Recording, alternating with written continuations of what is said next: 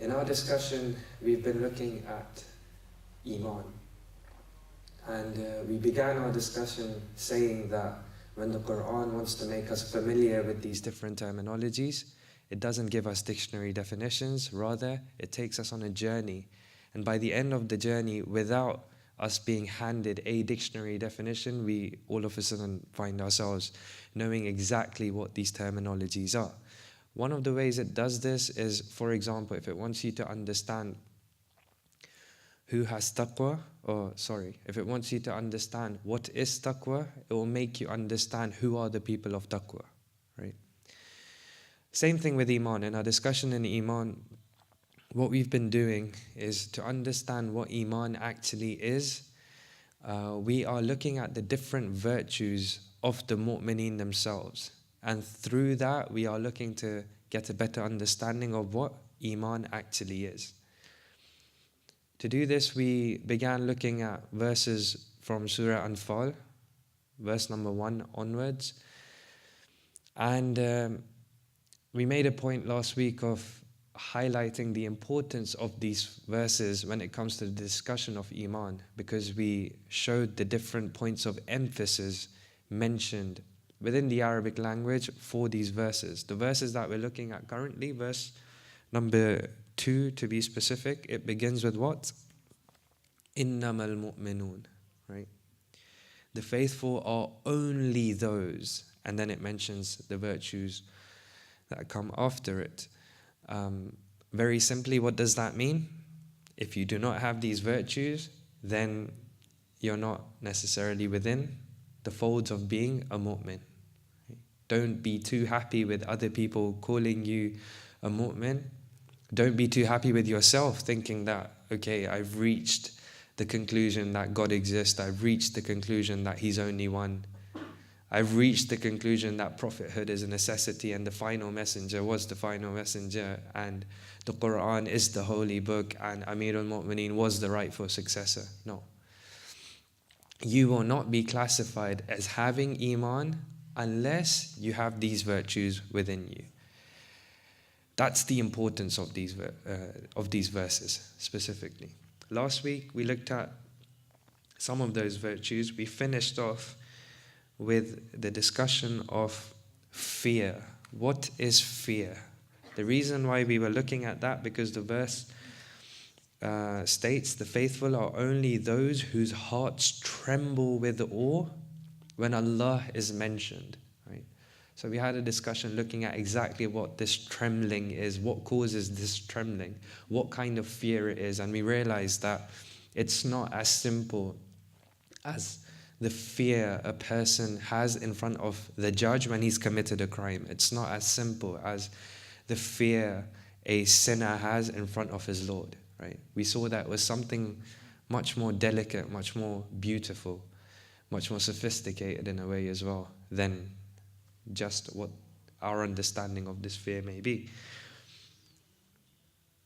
Today we want to, I want to mention a point from that, and then inshallah we'll move on to the next virtue mentioned in this verse. The point that we want to take out from this is, look, what does the verse say? It says the faithful are only those whose hearts tremble with awe when Allah is mentioned. What does that mean? If you just want to take the very simple, basic, practical implication of that, it means the phrases that we throw around in our day-to-day life, like inshallah, alhamdulillah, MashaAllah, Subhanallah, all of these phrases that we use, they have to come out of this mold that we've created for them, of having a very superficial kind of meaning. Yes, in and of itself, they beautify our language, right? In and of itself, they are beautiful, and yes, there is a somewhat of a link being created between us and Allah through these phrases that we use. However, the use of these phrases should be such that it's not limited just to our tongues feeling sweeter or just to our ears feeling nicer because we heard them. No, it's meant to travel all the way down to the heart. these phrases, whenever Allah is mentioned, your heart is supposed to be trembling, right? That's what this verse says. And if it's not, then we need to really take a deep breath and reanalyze ourselves. Again, hold ourselves accountable. Use this as motivation to move forward, right? Figure out, okay, look, this isn't how I feel, right? So what can I do to gain that feeling? Just opened up another discussion there, which we're not going to go into, inshallah, another time. We look at the next virtue, right? So what do we take from a previous discussion? Let's try our best, whenever we are using phrases which have the word Allah in them, at the very least, let's take a breath and realize, like, okay, what am I saying? What am I attaching this to? The next virtue mentioned in these verses is, who are the faithful are only those who do what? إِذَا تُلِيَتْ عَلَيْهِمْ آيَاتُهُ زَادَتْهُمْ إِيمَانًا. Right? The faithful are only those whose iman increases whenever the ayat are recited to them. Right? So again, previously we mentioned something which should be having a certain effect within us, and we really have to think to ourselves, look, is that effect actually taking place or not? Again, another virtue is mentioned, which makes us think, hang on a second, when the verses are recited, is that the effect that happens? Like, does my iman grow? Do I even know what that means? Like, the Quran is saying your iman grows every time the verses are recited, right? Do I even know what that means? How am I supposed to feel?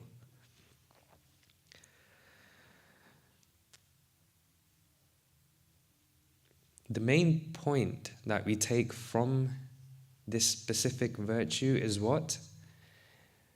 The nature of Iman is such within the mu'mineen that it is always progressing. There's movement to the extent that even just the recitation of the verses causes it to grow even further. Right? Movement.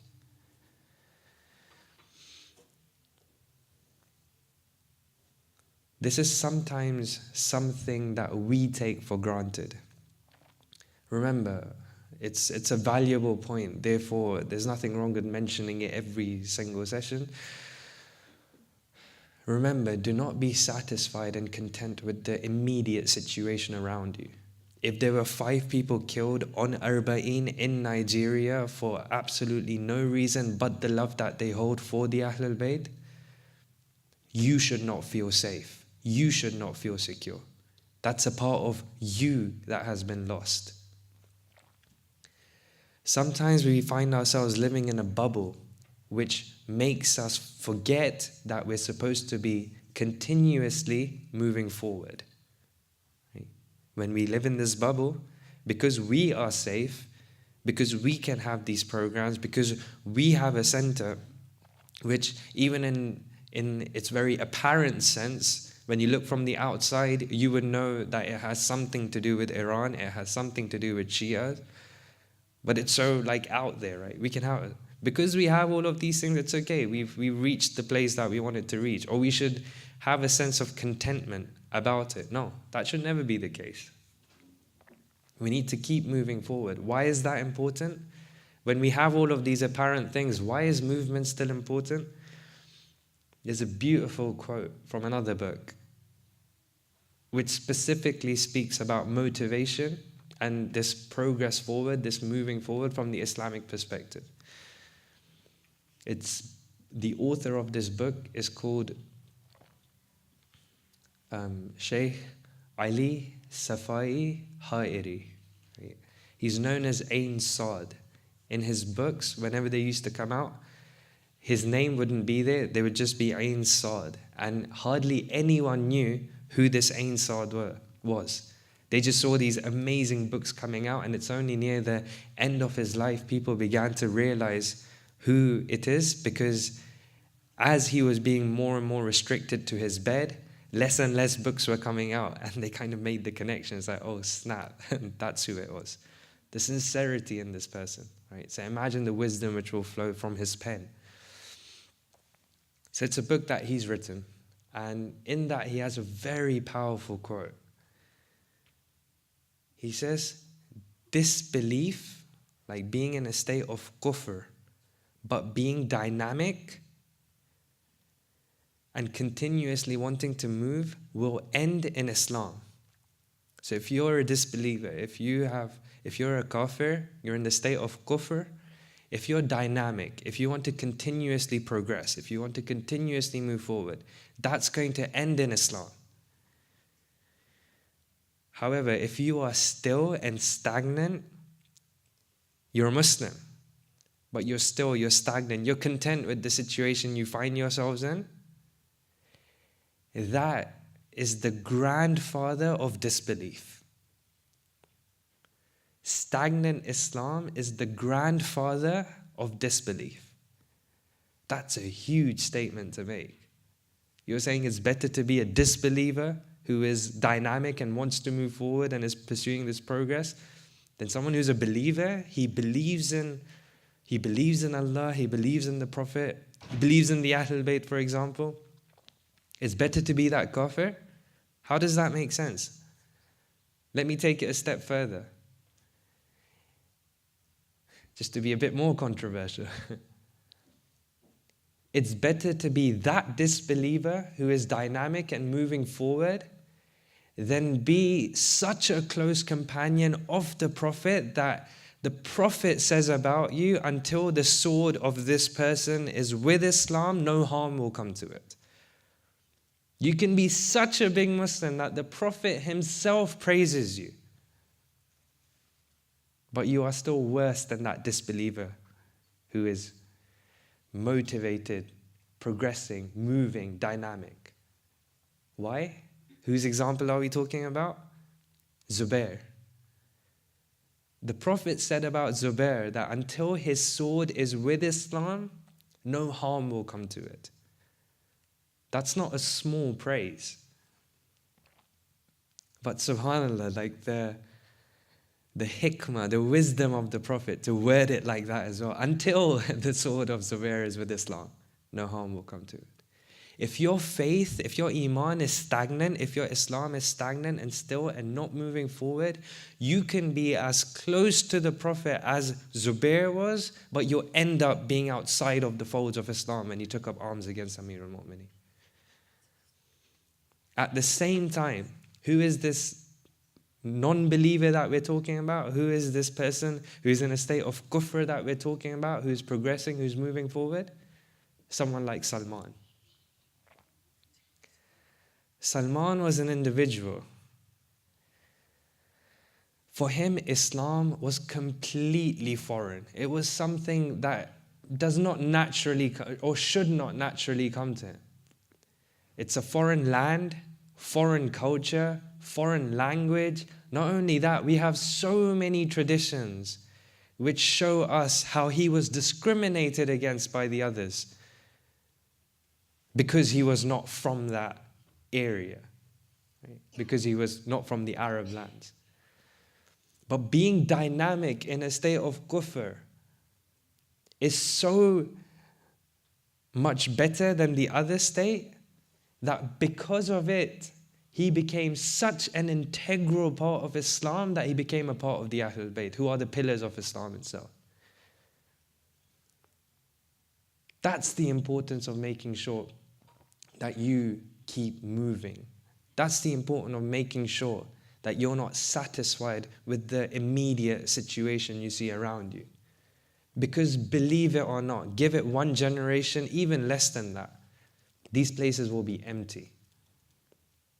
There will be no one coming.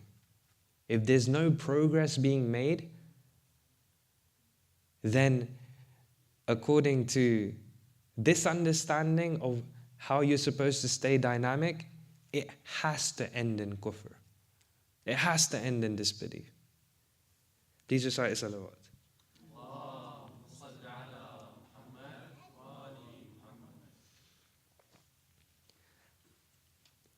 One of the ways of understanding these things, we've seen this in our discussion on Saturday and Sunday, which I urge all of you to come to. For me, those are very close to my heart, and we have a lot more time to open up different issues and stuff to discuss over there. One of the things I mentioned over there is if you look at how you're supposed to grow, okay, it's one thing looking at the theory of it and, implementing it and seeing how it works in different systems around us. It's another thing where you just look at nature. How does nature grow? Does nature go from a seed to a fruit, or are there steps in the middle, right?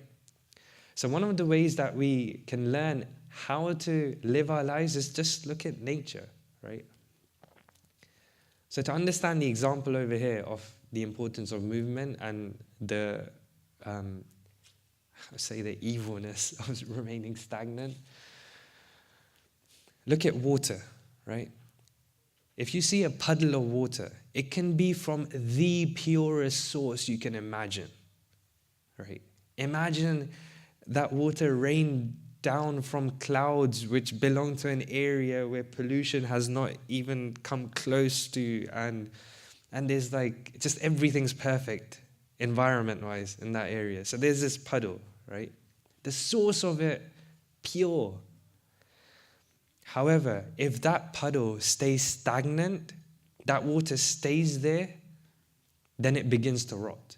To the extent that you're told, if you just see puddle over there, don't drink from it. I don't know if you guys have been scouting or hiking and stuff. Generally, the rule is if you see a puddle just lying there, don't drink from it, regardless of how clean it may look in the apparent sense. In fact, you see it a lot of times when the water is still, very few things actually grow around it, right? There's a reason for that.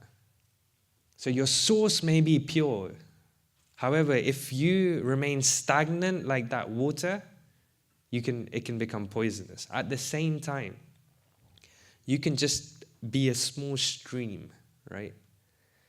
If that stream is flowing, if that stream is moving, what happens? Even najasa that would exist in that place gets cleansed.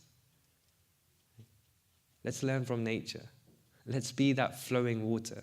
Let's not be that stagnant puddle which is bound to rot. And look at what a small stream can do. From that puddle, which is stagnant and it could even be dangerous, you don't drink from it. That's what we've been told, okay? But from a stream that's flowing, regardless of how small it is, first one person will benefit from it. Then two. Then maybe a family will settle down over there. Then a community. Then a village. Then a whole nation will be made around this water. That's the power of remaining dynamic. It can keep you progressing in such a way that not only do you benefit yourself, but you automatically benefit others as well. That water didn't have to do anything. It started with nothing around it and it ended up with the whole nation being built around it. You just have to be. Please recite salawat.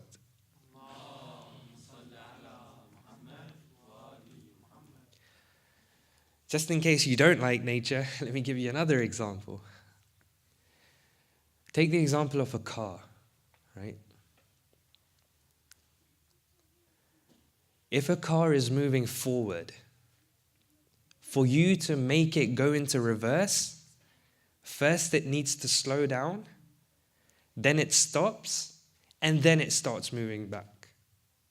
You can't just have a car that's moving forward and then it just starts moving back all of a sudden. It's not possible, right? It has to slow down, stop, and move back.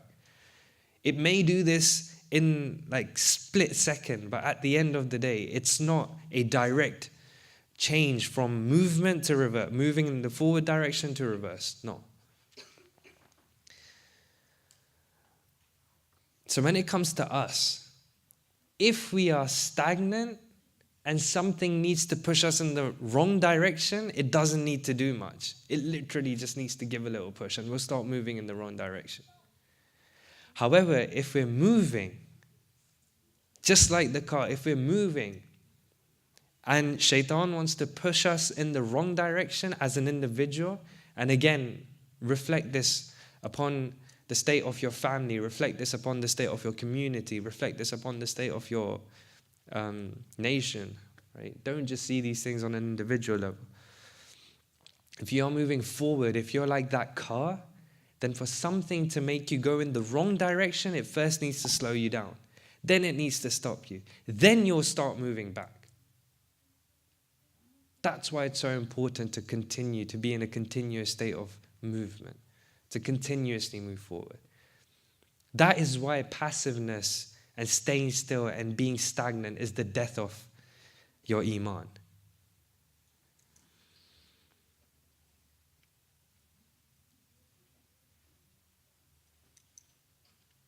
Naturally, a question comes, okay, what creates this movement? Right? Unfortunately, because this isn't our topic, we're not going to go much deeper into this specific discussion. The book I'm talking about, it's like a nice thick book, and the whole book is about motivation and moving forward and progress from the Islamic perspective. So literally we can spend a good 10, 20 days just discussing that. But it's not fair if I just say, yes, movement is important and then just kind of leave it at that. To be honest, it's not fair. If I say movement is important, again, these are the three things which create movement, and then I leave you at that as well. But at least it's still better than not saying anything. So I'm going to very briefly mention three things which necessitate movement. Like once we have these three things, we have to move. It's unnatural for us to remain stagnant. If you guys want me to speak about it, please recite aloud salawat.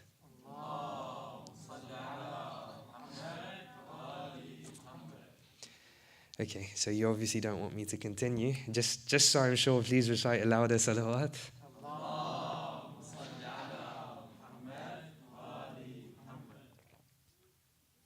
Okay, so what this author says in this specific book is there are three factors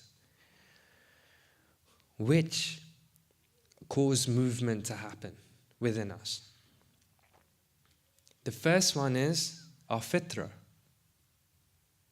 the way that we are made up. Movement is natural to us. Full stop. The second thing which causes movement within us is understanding values of two things. Yourself, what is your true value? The second thing, the value of the destination you're trying to get to. Okay? So the first thing which causes movement is your makeup, the way you're made, you're supposed to move. The second thing which causes movement is the understanding of these two things, yourself and your destination. The third thing which causes movement is recognizing the journey that you're supposed to go on. What does recognizing the journey mean? You see your makeup. You see the value in yourself and your destination. Then you're like, okay, where do I stand right now? For a journey to be successful, like Google Maps. Does this count as advertising for Google? Don't want to get sued. A certain app that you can use for finding out your destination. When you go on Google Maps and you want to plan a journey, what does it ask? Like, where do you start from? Where do you finish? Right? Now that you've understood the value of yourself, you've understood the value of your journey, you understood the value of your destination, naturally you're like, okay, where am I right now? I need to get this down. Second thing is, what do I need to get there? You've understood where you're supposed to get to in the previous step. Now it's where am I right now and what do I need to get there? When you have these three things sorted out, you move. It's as simple as that. You move.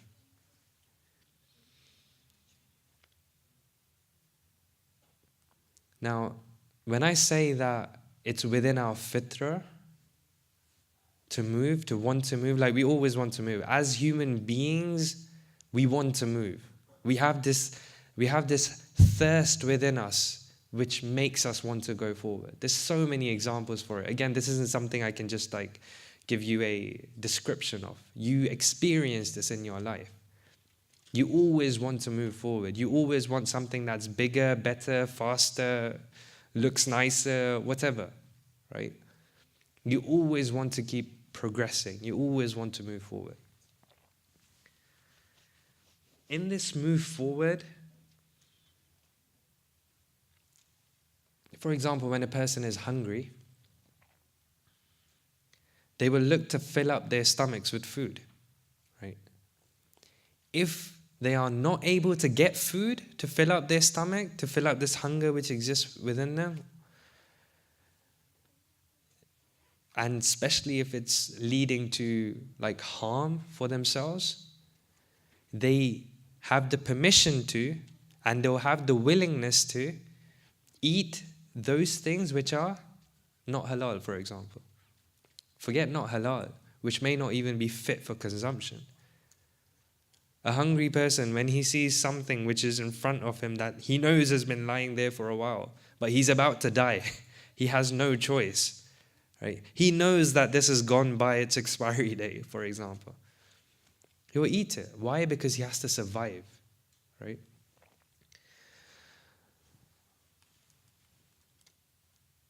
Same thing when it comes to our own progress. We look to quench this thirst of progress using different means. If the correct means for fulfilling this thirst are not achieved, then we will also start quenching this thirst within us using the filth and the darkness that exists in the world. If you do not feel progress from the good in the world, your nature will push you towards trying to quench that thirst through the evil and darkness that exists in the world. That's what our nature is. It wants to keep moving forward.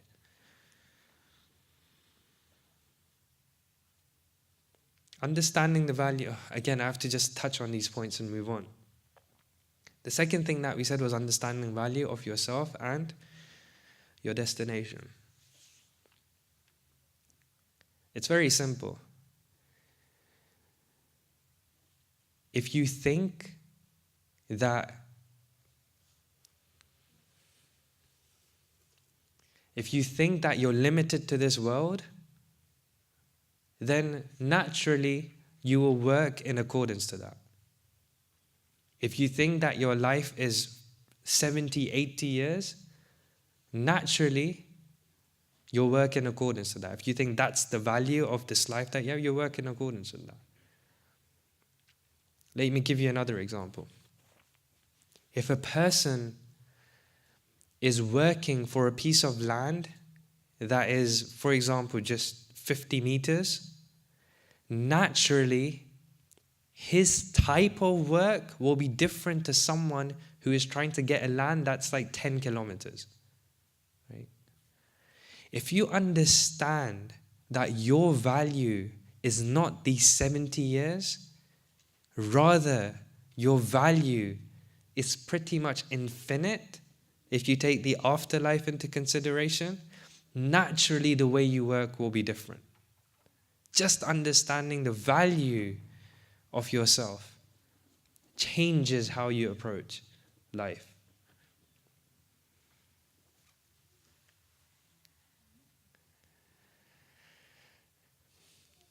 I'm going to hold myself back and move forward. Again, the destination. Understanding the beauty of what you're trying to achieve. Understanding the beauty of justice, for example. Understanding the beauty of Allah, who is our ultimate destination. The more and more understanding we gain of that, the more and more passion is created within us to try and achieve it. Naturally. And then, as I said, the third factor, understanding where I am right now and how do I actually get there. Right? The above two things should naturally put you in a state where you're like, okay, these things are amazing. I want to get to them, right? Where exactly am I right now? And as soon as you realize, okay, like I'm over here, this is what I'm trying to achieve. Again, that in itself creates a passion within you to work, like it drives you. Then you have the passion to take care of those things which will help you get there as well. Right? So for example, I have no right to be talking about these things, but for example, if you're on a spiritual journey and you know this is like the place that you want to get to Allah, right? You realize, okay, I look at all my weaknesses that exist within me. And then I realize, okay, the difference between me being here and Allah is this, and these are the obstacles I need to get rid of to get there. Because I've understood the destination, because I've understood the value of that destination, I've understood the value of what I can be, I will be more motivated to get rid of those obstacles. If we ever feel within our lives that we don't really feel like working on those steps which will lead us towards Allah, then remind yourself of what your true value is. Remind yourself what the value of your destination is. And that will help in you gaining the motivation to achieve everything else. Please recite a salawat.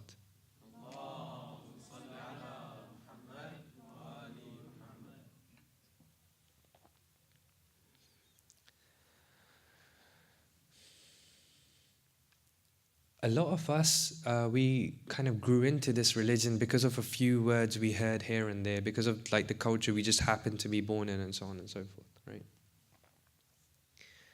As we grow older, naturally, we get tested more and more. Your religion has its own tests when you're in primary school. The faith that you have has its own tests in secondary school. In college, in universities, if you still have your faith, it's still being tested, right? But as you go through this journey in your life, you're supposed to be absolutely bombarded. Everything is taking your faith away from you. Everything. There are industries worth billions of dollars made just to destroy this faith you have. And you think it's okay to remain stagnant? You think it's okay to remain still? I say you, I specifically mean myself. That's not how it's supposed to be. If we are to have any chance in not moving backwards and losing the faith that we have, then just like that car, we need to be moving. And we need to be moving forward specifically. That needs to happen. Otherwise, what chance do we have with so much there to take the Iman away from us? That in itself should scare us enough to at least create the desire within us to move forward. God forbid a day appears when you have nothing to do with the Ahlul Bayt. Where the tears that people shed for the Ahlul Bayt are a joke to you. Where the Ahlul Bayt themselves become a joke to you. Where it becomes okay to mock the Prophet. That's what it leads to. That's what stagnancy leads to. Stagnancy in itself, without any external factors taking away your Iman, leads to that. Let alone when you have, as I said, industries worth billions taking that Iman away from you.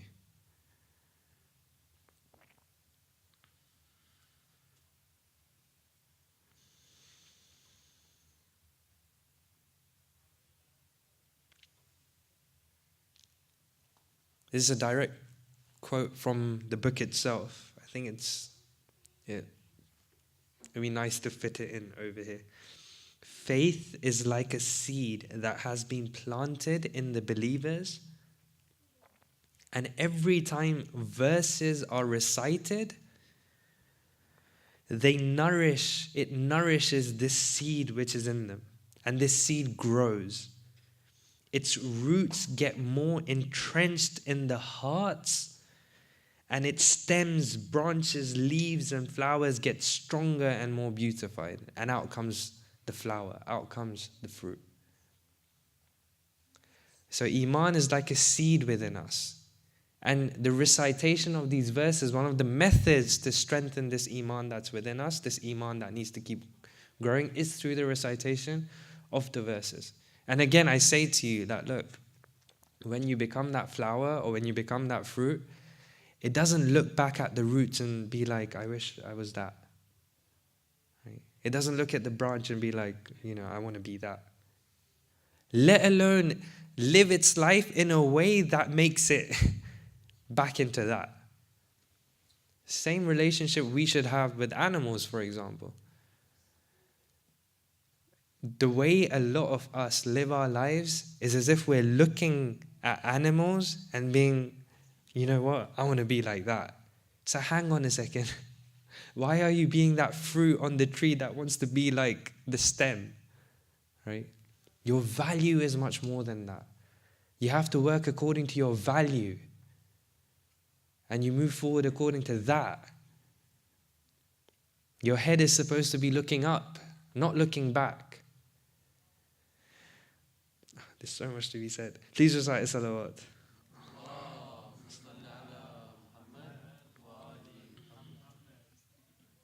So according to this verse, a true faithful person looks to strengthen and progress the seed of faith which is in his heart to a level that mountains would crumble before their faith crumbles.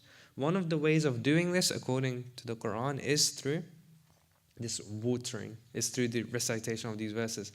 Another quick point that we take from this, which is basically said already, but just to highlight that, look, brothers and sisters, that seed needs to be taken care of. Don't just think that, it will be there and it will just grow by itself. No, that's not how it works. You need to look after that seed. One of the ways, again, without going into too much details, one of the ways is through the recitation of these verses.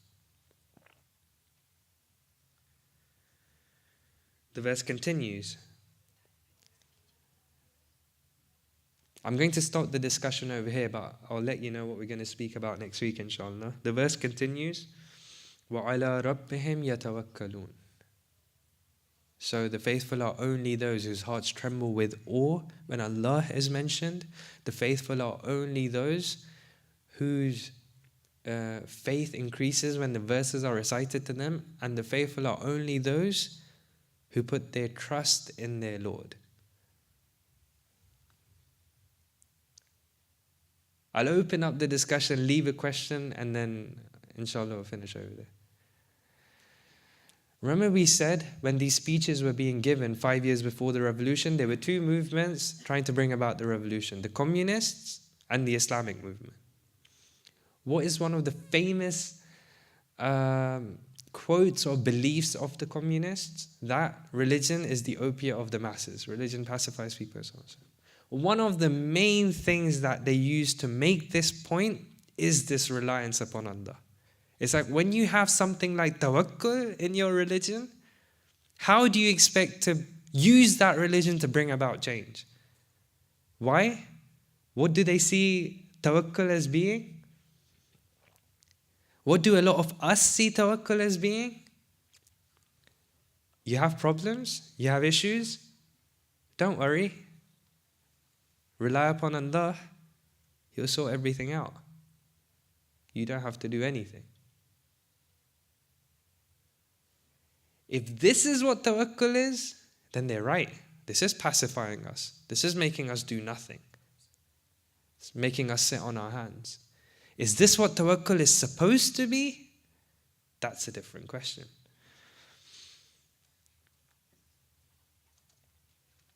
What does the Quran say about this?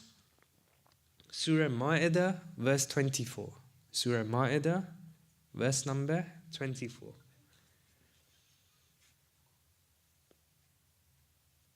So Nabi Musa, he asked his people to carry out, without going into too much details of the story, he asks them to carry out a task. For example, let's go to war. How do they respond? O Moses, we will never enter it so long as they remain in it. Go ahead, you and your Lord, and fight. We'll be sitting right here. Okay? That Allah, you're Allah. You sort everything out and just let us know when it's done. We'll reap the rewards of it. What happens in response? Hazrat Musa says in the next verse, my Lord, I have no power over anyone except myself and my brother. So part us from the transgressing lot. This is how dangerous the wrong meaning of tawakkul is. If you think tawakkul is just placing everything in the hands of Allah and not doing anything yourself, then the awliya of Allah, the wali of Allah at that time will pray to Allah to distance himself from you. Imagine if that's what the Imam does to us now. If the Imam of our time does that to us now. This is what you think tawakkul is? Okay, fine. You be on your way, I'll be on my way. And he'll pray to Allah to distance these transgressing lots away from me. And then there is nothing but destruction for us. Nothing but destruction for us. If there is any reason why we are here today, if there's any reason why we survived all these years, is because of the protection, because of the love of the Imam of our time. Imagine if we don't understand tawakkul properly, how serious is that? The Imam of our time, which we love more than anyone else, which we are supposedly willing to sacrifice whatever we have for. We cry when we know that he cries. We cry when we know that he's worried. We cry when we know he's not happy. That same Imam will say, I want to have nothing to do with these people. That's how dangerous it is to not understand what tawakkul actually is supposed to mean. And inshallah, the answer to what tawakkul is actually supposed to mean, I'll leave for our session next week. We pray to Allah that whatever was heard and whatever was said by the right of the Ahlul Bayt, by the right of the Imam of our time, is accepted and helps us gain proximity towards himself, towards his Ahlul Bayt, towards the Imam. We pray that all those who are oppressed throughout the world are able to rise up, stand up. And we pray that we are also counted as among those who help them rise up. We pray that the oppressors, if they cannot be guided, are removed from the face of the earth by themselves. We have other more important things to do. We pray by the right of the Imam of our time that he accepts not just what is happening in these sessions, but also the work being put in by the brothers and sisters involved in the planning of these events. I've not done this previously, but I'm going to do this now. I urge you all to see what role you can play in helping the brothers and sisters over here. This can be in many ways, whether it's your direct involvement, or even financial involvement, or even du'as. At the very least, if we haven't prayed for the brothers and sisters involved, then we need to recheck our own existences.